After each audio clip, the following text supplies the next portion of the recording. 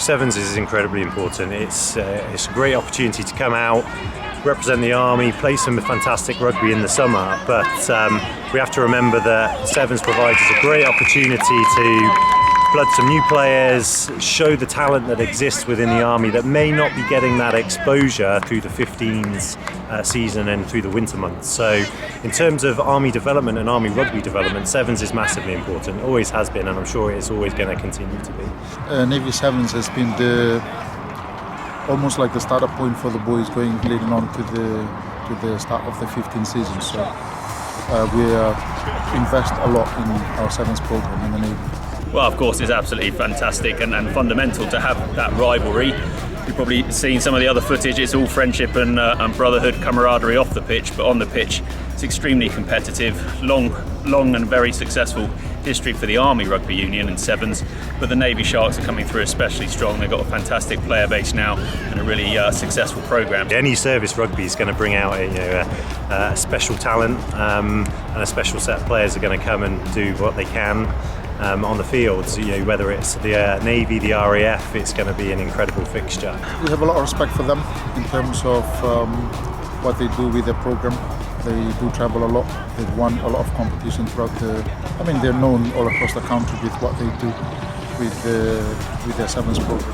For us, it's always almost like the benchmark for us to get up to that level. And we've had that respect off field. But when the ball is kicked, there's a different ball game with our boys. We've come prepared for that as well, because the Army for us is always the benchmark.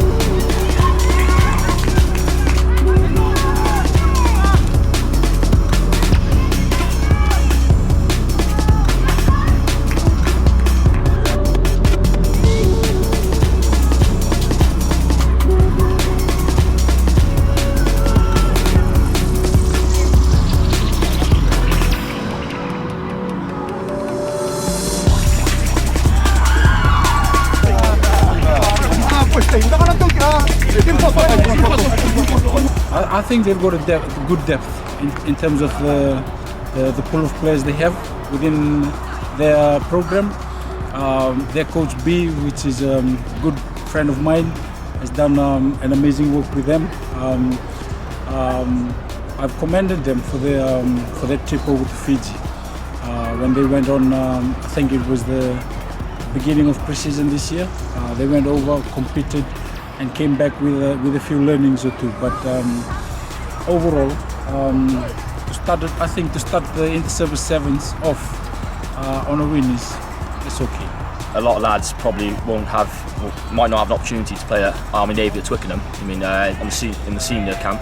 So I think having that opportunity to play against some Sevens is massive. And we always want a big competitive game against the Army. And I thought that game then was edge-to-edge stuff. It was anyone's game.